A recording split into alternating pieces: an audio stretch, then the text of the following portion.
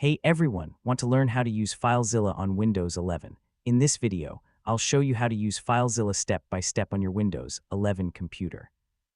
Yeah, whether you're uploading website files, managing a server, or transferring documents, this guide will help you get started. First, open FileZilla on your Windows 11 PC. Once it launches, you'll see the main interface with the local site section on the left and the remote site section on the right. This layout helps you easily manage files between your computer and a server. Next, connect FileZilla to your server.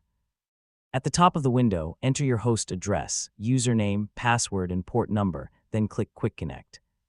You know, these details are usually provided by your hosting provider or server administrator. After connecting successfully, your server files will appear in the remote site panel on the right side. Your computer files will remain visible in the local site panel on the left. To upload files, select a file or folder from your computer and drag it from the local site section to the remote site section. FileZilla will start transferring the files automatically. To download files, choose the files from your server and drag them to a folder on your Windows 11 computer. This makes it simple to create backups or move data from your server. You can also use the Site Manager to save your FTP or sftp connections.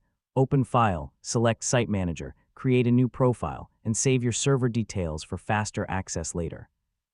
If you want to manage your files more efficiently, you can create folders, rename files, delete items, and monitor transfer progress from the bottom transfer queue.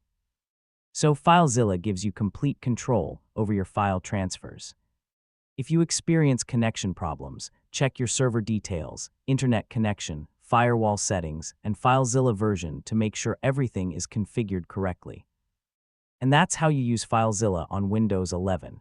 With these basic features, you can easily transfer and manage files between your computer and servers. Thanks for watching, and don't forget to like the video and subscribe for more easy technology guides.